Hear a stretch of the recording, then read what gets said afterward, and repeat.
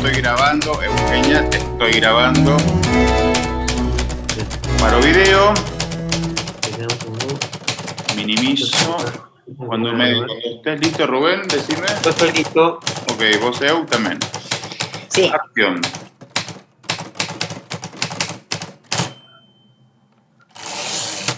En mi caso, el 13 de agosto de 1936, mi abuelo, que pertenecía a la CNT, fue interceptado en su casa por un falangista y se lo llevaron junto a mi abuela. Mi abuela estaba embarazada y le quedaban pocas semanas para dar a luz. Las vecinas contaban que al subirlo al camión parecía que hubiera roto aguas. Mi padre tenía 5 años, estaba pasando el verano en el pueblo.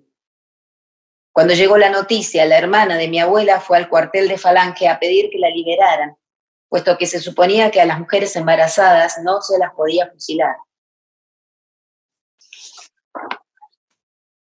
En el cuartel le dijeron que en el tiro de gracia le habían reventado la tripa. Mi padre tuvo que vivir con eso las siguientes décadas, hasta 1978. Una vez que falleció el dictador, pudimos reencontrarnos con los camaradas de mi abuelo y pudieron contarlo todo. Uno de ellos nos contó entonces que a mi abuela en realidad la ingresaron en el hospital de Gracia y en la misma habitación que a su tía, y de cómo habían cuidado de mi abuela hasta que dio a luz. Pudo tener a la niña en brazos viva. A mi abuela no la volvieron a ver, se la llevaron del paritorio. A la niña se la quitaron de los brazos y tampoco la pudo volver a ver. Pero así pudimos saber que mi padre había tenido una hermana sana.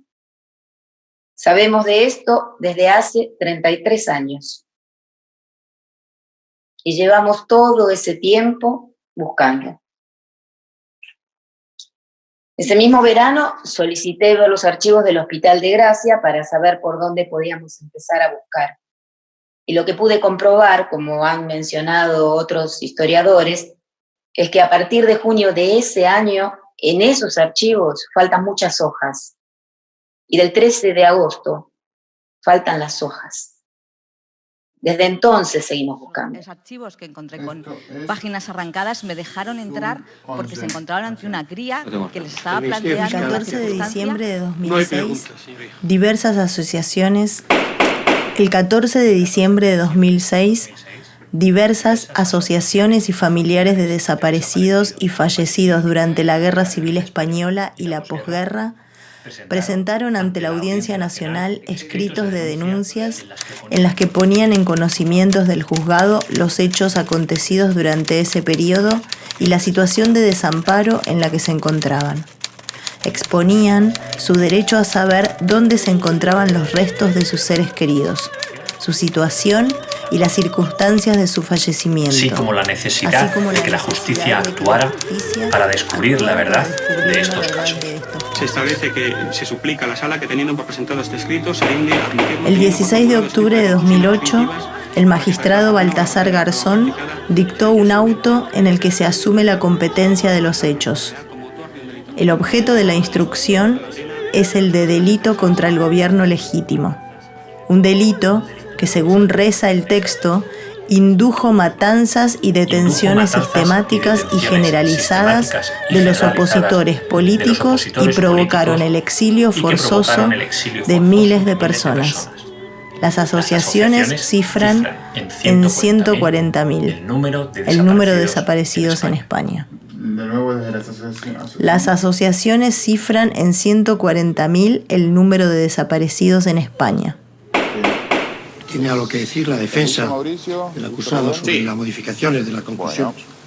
Con la venia de su señoría, este nuevo escrito desborda groseramente el marco acusatorio de este juicio, puesto que coloca como argumento central... Emilio, ¿a qué asociación de la memoria histórica pertenece usted? A la Asociación por la Recuperación de la Memoria Histórica, que tiene implantación en todo el Estado. Yo soy nieto de un desaparecido que durante 64 años estuvo en una cuneta, hasta el 18 de octubre del año 2000. Mi familia siempre pensó que estaba en una montaña a las afueras de Ponferrada, en León, pero estaba en un pueblo, Brianza del Bierzo. Después de exhumarlo fue identificado por una prueba de ADN. Era una fosa donde había 13 personas. La exhumación se hizo en 2 fines de semana con un grupo de arqueólogos y forenses. Todavía no conocemos la identidad de todas ellas. Están enterradas individualmente en un cementerio, en un pueblo próximo, con un informe osteológico esperando que las reclame alguien. No sabemos quiénes son. Yo soy nieto desaparecido y, por una casualidad, encontré dónde estaba la fosa donde presumiblemente estaba él, gracias a un amigo de mi padre de hace muchos años. En principio yo iba buscando la solución a un problema familiar. Mi abuela había muerto 2 años antes. Mi abuela era una mujer, como muchas de esas abuelas, que en 33 años que yo tenía cuando ella murió, nunca le oí nombrar a mi abuelo por el miedo que tenía. La fosa se abrió en 2 fines de semana. 2 días antes yo publiqué un artículo en el diario que se titulaba «Mi abuelo también fue un desaparecido», comparando lo que había ocurrido en otros países de América Latina con la situación de aquí. No entendía que no ocurriera nada. En muchas ocasiones, mucha gente no sabe qué pasó. Se lo llevaron y se acabó el conocimiento de lo que ocurrió con ellos. Gente que volvía a casa y había desaparecido un familiar. A lo largo de estos años hemos resuelto algunos casos, a veces de forma dramática, como decirle a un familiar que su ser querido acabó en un campo de concentración nazi. A veces solo ayudamos a la gente a saber.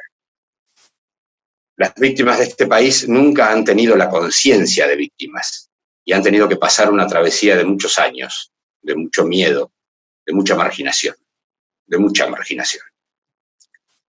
Lo que nosotros queríamos era que la justicia actuara, como actúa cuando hay cualquier crimen. Cuando a alguien lo detienen, como detuvieron a mi abuelo, lo secuestran, lo torturan y lo abandonan en una cuneta con 2 tiros en la cabeza. Eso tendrá que tener alguna respuesta por parte de la justicia. ¿Ustedes han tomado alguna iniciativa de denunciar esto a través de otro foro? Desde abril del año 2010 estamos personados en Argentina en una causa que se lleva ahí, buscando la aplicación del principio de justicia universal. Tenemos casos que se han juzgado aquí en España en el año 1998 y entendemos que eso puede ser bidireccional. Hemos ido allí a aportar la información que tenemos y si desde ahí se puede conseguir justicia y tenemos nuestros derechos garantizados, tenemos que tratar de obtener esa oportunidad. Doña María, cada vez que usted hable tiene usted que apretar el botón que tiene delante del micrófono, porque si no, no se oye, ¿eh?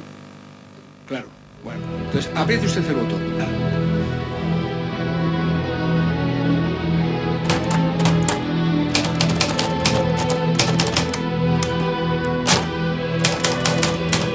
El Ministerio Fiscal recurre el auto de Baltasar Garzón argumentando que la ley de amnistía impide investigar ninguno de estos casos por tratarse de delitos comunes. La justicia española detiene la causa por completo el día 2 de diciembre de 2008 y la investigación se cierra. Unos meses más tarde, el sindicato ultraderechista Manos Limpias presenta una querella contra Baltasar Garzón por prevaricación. El 27 de mayo de 2009, el Tribunal Supremo acepta la querella y el mecanismo judicial se pone en marcha para inhabilitar al juez y dificultar cualquier otra denuncia por parte de las asociaciones y víctimas. ¿Cuántos años tiene usted? Este proceso se ha venido a llamar el juicio a la memoria histórica. 81. La obra siguiente contiene fragmentos transcritos de aquel juicio en el que las víctimas de una dictadura brutal y sanguinaria tuvieron que sentarse frente a un tribunal por defender su derecho a la verdad, la justicia y a la reparación. Cuando empezó la guerra civil. Esto es En la del barrio de los adobes. En Pedro Bernardo. Teatro por la Memoria, El Pan y la Sal, Raúl Quirós Molina. ¿Qué le pasó a su madre en septiembre del año 36? 2. Interrogatorio de la acusación. La mataron por no tener Juez. Se inicia el acto del juicio con el interrogatorio del acusado. Diga su nombre. Garzón. Baltasar Garzón Real. Juez. ¿Promete o jura decir la verdad? Juez. Está usted en su derecho de contestar aquellas preguntas que considere pertinentes y no contestar aquellas que no considere pertinentes. Tiene la palabra el señor abogado de la acusación popular para interrogar al acusado. Acusación. Con la venia, señor presidente. Garzón interrumpiendo. Con la venia, señor presidente. No voy a contestar a ninguna de las preguntas de la acusación popular por considerar que no está legitimada para estar en esta sala. Gracias. Juez. Está en su derecho. Señores jueces, es hora de reparar, es hora de decir la verdad, es hora de que se haga el esfuerzo más tangible para remediar el daño que las víctimas han sufrido. Ustedes y nosotros sabemos lo que representa una sentencia judicial y más lo que representa una sentencia judicial recaída en un proceso como este, el juicio más grande de la historia judicial argentina. Una sentencia como un acto declarativo de certeza, en un proceso donde con todas las garantías constitucionales que hacen a la defensa en juicio, acreditamos cada uno de los crímenes cometidos en la Escuela de Mecánica de la Armada.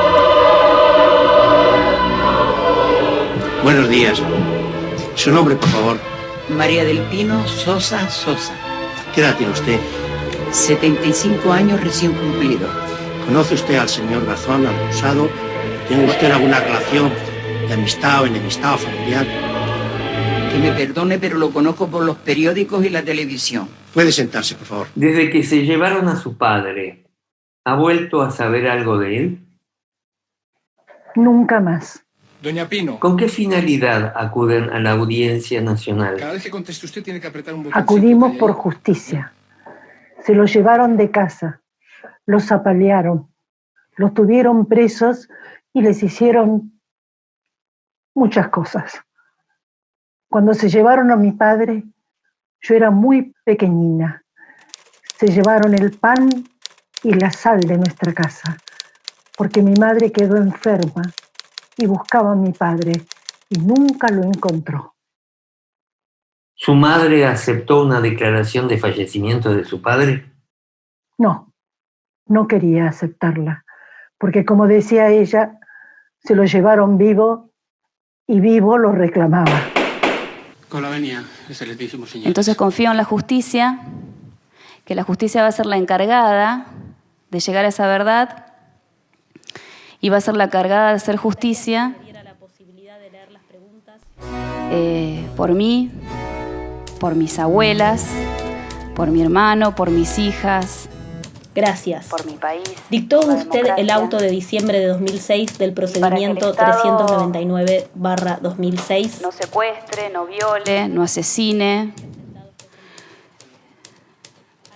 Para que no apropie más bebés en un marco ideal, ilegal y terrorista. Yo lo que espero es, además de justicia, espero verdad.